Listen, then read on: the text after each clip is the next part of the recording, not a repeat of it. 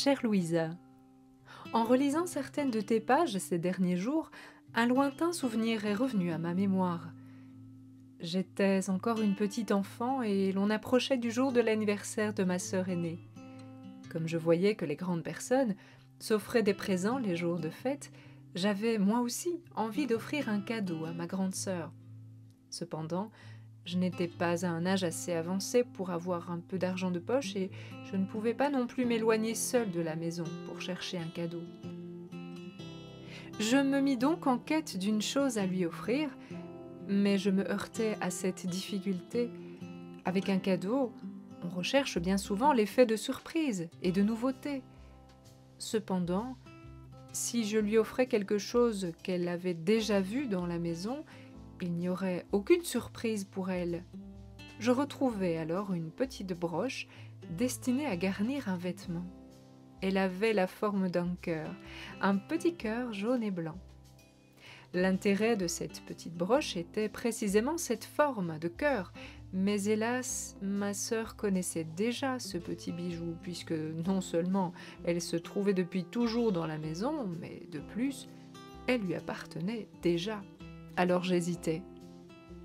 Quelle joie cette menue chose, déjà connue d'elle, allait bien pouvoir lui apporter. Il a fallu que s'écoule un peu plus de 40 années pour que, grâce à toi, chère Louisa, je découvre toute la valeur de cette démarche. Car bien plus tôt, un 10 avril 1910, tu avais écrit « C'est précisément pour cela que Jésus m'aime, parce que je suis ignorante, que je ne suis rien et que je ne peux rien. » Tu évoquais alors la communion en écrivant ces mots, et tu poursuivais ainsi « Afin de n'être pas déshonoré en venant en moi, mais plutôt d'y recevoir les plus grands honneurs, Jésus prépare lui-même ma pauvre âme. Il me donne ses propres choses, ses mérites, ses vêtements, ses œuvres, ses désirs, en somme, tout lui-même. S'il le faut, il me donne aussi ce qu'ont fait les saints, car tout est à lui. S'il le faut, il me donne même ce qu'a fait sa très sainte mère. Alors moi aussi je dis à tous, « Jésus, fais-toi honneur en venant en moi.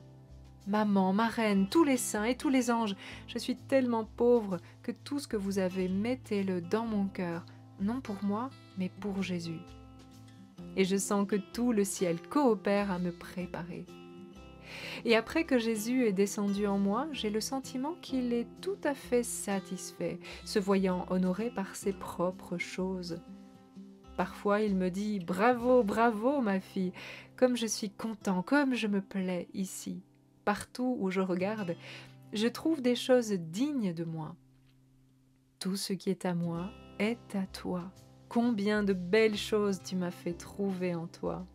Chère Louisa, ne penses-tu pas que, à tes mots, je peux associer ceux de sainte Thérèse de Lisieux qui, bien que ne connaissant pas la divine volonté, avait écrit « Ô mère bien-aimée, malgré ma petitesse, comme toi, je possède en moi le Tout-Puissant. Et je ne tremble pas en voyant ma faiblesse, le trésor de la mère appartient à l'enfant. Et je suis ton enfant. Ô ma mère chérie, tes vertus, ton amour ne sont-ils pas à moi? Aussi, lorsqu'en mon cœur descend la blanche hostie, Jésus, ton doux agneau, croit reposer en toi. Ô mère bien-aimée, malgré ma petitesse, comme toi je possède en moi le Tout-Puissant, et je ne tremble pas en voyant ma faiblesse. Le trésor de la mère appartient à l'enfant. Oh combien ces vérités, Louisa, si elles pouvaient prendre vie en nous, formeraient un baume pour nos volontés si pressées de bien faire les choses et de les faire par soi-même.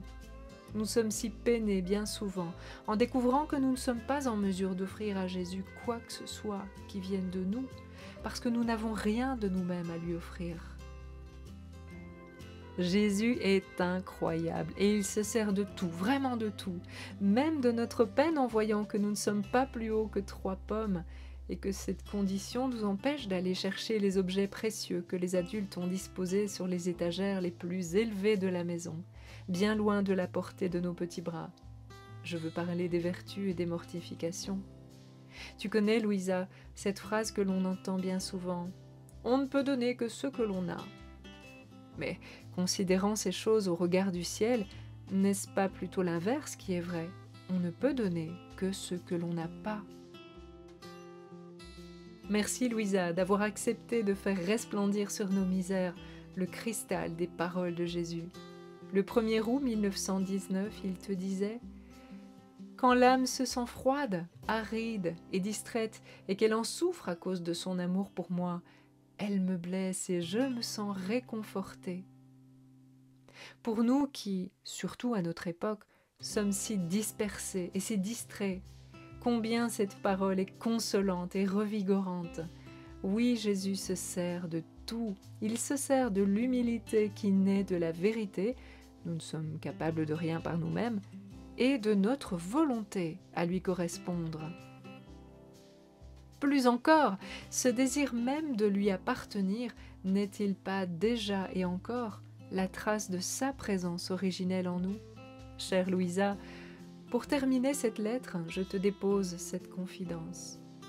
Les jours de paresse ou d'orgueilleuse amertume, lorsque je me découvre en vérité incapable de correspondre à Jésus par moi-même, me reviennent ces mots que Jésus me soufflait.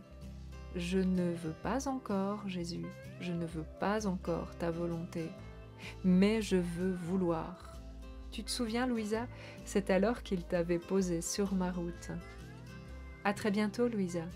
À tout de suite, car unie par sa merveilleuse et divine volonté, ta petite sœur.